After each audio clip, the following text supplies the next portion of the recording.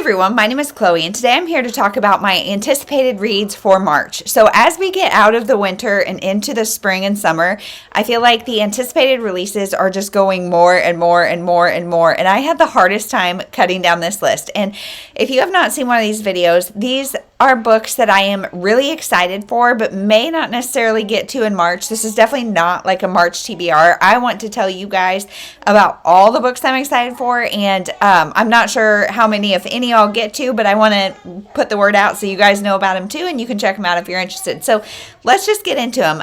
Also, these are the release dates that are currently listed.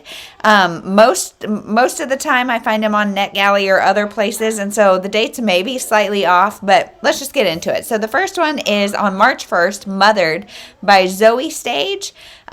She wrote Baby Teeth, maybe? I don't know. She wrote another really well-known thriller horror book, and this one was actually also available as an Amazon First Reads. So if you guys don't know about Amazon First Reads, it is the best thing ever. If you are a Kindle Unlimited, well, no, I think it's just if you're a Prime user, at the first of every month, there's like 6 or 8 Kindle books that are about to come out that you can pick one for free, and this was one of them. And I don't think I picked it just because I haven't read her other book yet, and I think the ratings are kind of low initially coming in, but I'm really excited for it. It is about a woman who is quarantined with her mom, and I think there's like some estrangement there with the mom, and I just think that's an interesting dynamic in and of itself. But also quarantine stuff, I don't know if it's too soon or not, but she starts having dreams, I think, about her mom, like, hurting her, and her twin sister had died, and so I don't know if she, like,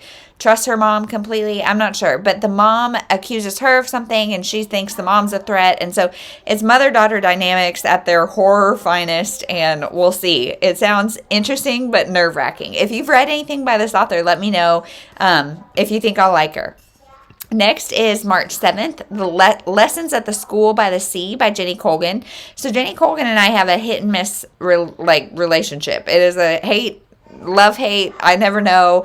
But this one, it says, perfect of anyone who's ever dreamed of going to boarding school, which, you guys, when I was a young reader, I can't remember how old I was, but sometime in elementary school, there's a book called Spying on Miss Mueller, and it is about a girls' boarding school, and since then, I've, like, wanted to go to a boarding school. Would I actually like it? Definitely not. I am, like, somebody that is, like, creature comforts, likes my home, likes a little bit of space. I mean, I love, like, being around people, but I also like a little bit of space, and I lived in the dorms my freshman year in high school or college, and so I feel like that's good enough. But anyway, I've got like this idyllic vision of what boarding school is, and it's blurred by Sophie Kinsella and Lisa Jewell as a fun boarding school book full of adventures and angst, and so I'm curious. I want to read it, and again, like, I have liked some Jenny Colgan's. Her covers are always pretty cute, so I figured I'm gonna probably give that a shot sooner than later. Next is one that I've actually already read. It's called What's Eating Us? Women, Food, and the Epidemic of Body Anxiety by Cole Kazdin. So I was a little hesitant because I thought Cole Kazdin was a man, and writing this book about women's food and body anxiety and all that kind of stuff made me a little hesitant, but she is a female, and I really liked this book, and it's just about finding body positivity in a culture that is very not body positive, and I gave it 4 stars, and I would definitely recommend if you're looking for a nonfiction in that realm. Next is What Have We Done by Alex Finlay. So this is another author that I have not yet read from, but I want to read everything he writes. And this is about 3 people who I think they met in like an abusive, a home for parentless teens, but the home was kind of abusive. And I think kids start going missing, so the home gets broken up, and they're reunited many years later, and someone's after them. So sounds kind of creepy. Next is The Summer House by Keri Beevis. And this is twin brother and sister. They have to go back to like their childhood home because it's time to sell it. I'm guessing their parents died or something. I don't know. And their older sister had died when they were younger, and now they find her journal that makes it seem like maybe the wrong guy was accused. I think it was like a brother's best friend or something like that was accused and convicted of killing her, and now these journals are putting other things to light, and we don't know who can you trust. Next is The Sister Effect by Susan Mallery. So this is about two sisters who had like a kind of neglectful childhood. Their parents were not great, and they reacted very differently. One became this like straight and narrow, do everything right, do everything by the book. The other became a wild child, and the wild child had a baby that is now being raised by the sister on the straight and narrow.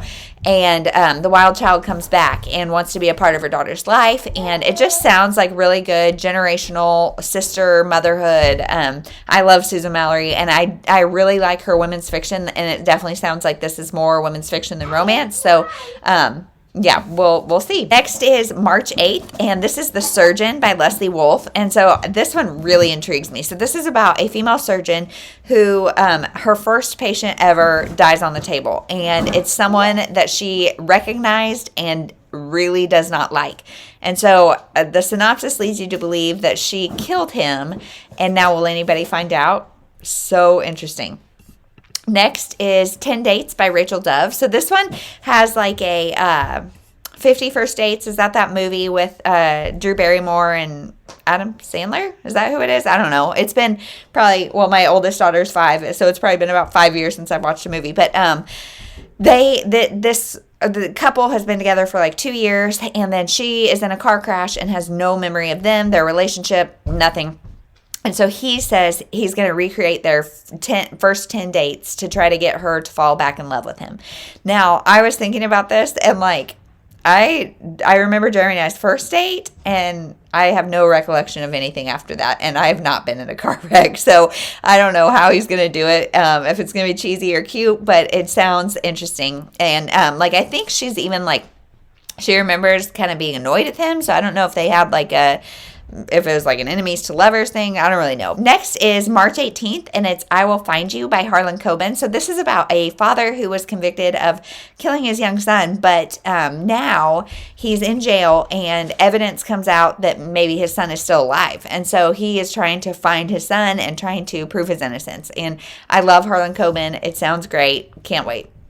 Next is The Night She Vanished by Wendy Dranfield. And this is, the blurb says, my parents seem to be the perfect couple, but no one knows what I know.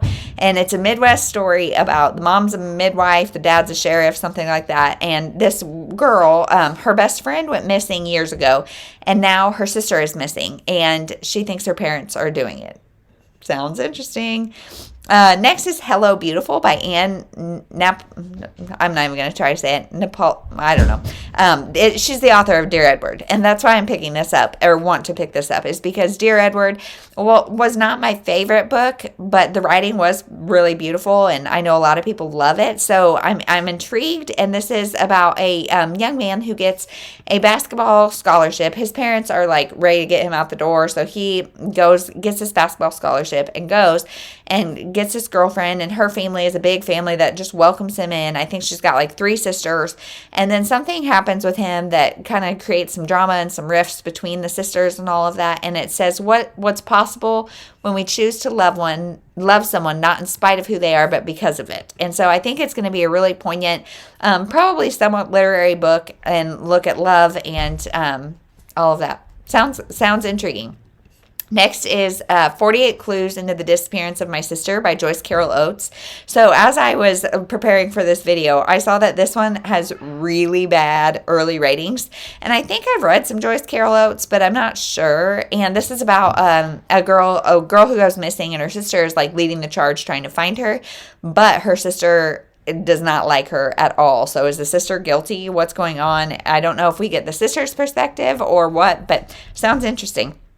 Next is March 16th, The Wrong Mother by Charlotte Duckworth. This sounds mind-blowing. So you guys know that I love books that are about like uncommon ways to parenthood. So, whether that's fertility things, whether that's adoption stories, whatever it is, I like kind of the road less traveled on the way to parenthood. And this is definitely that. So this is about a 39-year-old single lady who goes on this like co-parenting app. So it's all these people that want to have kids but don't have a partner. So she goes on and has a baby with this man. And we find out the man is not a good man. So she is on the run with her baby. Again, don't know who to trust. She gets like this apartment or something and the landlord is sketchy. So sounds really stressful but really good.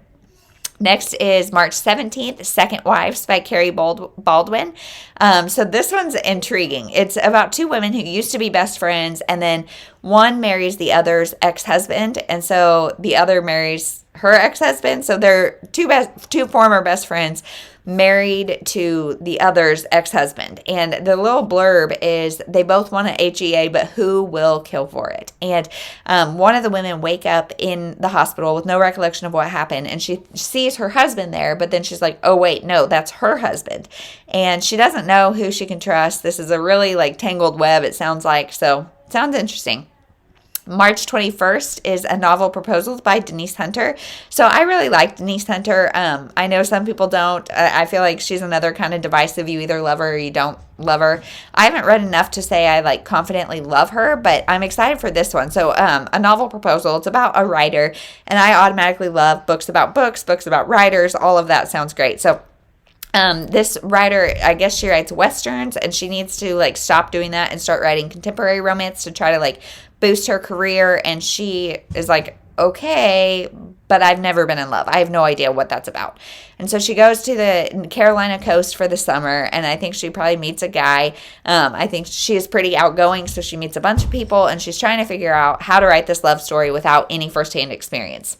Sounds cute. Next is March 22nd, The Slumber Party by Shannon Hollinger. This was so 10 years ago, there were 4 friends who gathered for a sleepover. One died, one was the killer. So now it's 10 years later, I guess, and one of them gets a text that says, I'm back, did you miss me? And she thinks it's the dead person. And like, I don't know, that sounds so creepy. So creepy. Sounds good. Next is March 28th, Hang the Moon by Jeannette Walls. So Jeannette Walls has written The Glass Castle, and that is a nonfiction memoir about her life. And I know there was a lot of controversy about it and how much was true, how much was not. This one is a historical fiction, so none of that. It is about the turn of the century. This girl, her mom died, maybe by the hand of her dad. Her dad is like this daredevil, just kind of a rebel guy, and she's got very much that same spirit. And so he moves on, has another family, and she's trying to like kind of teach the little brother to be that way too, and she gets cast out. And now it's many years later, and she's wanting to come back into the family. And it says a feisty, fearless female main character, and that sounds interesting to me.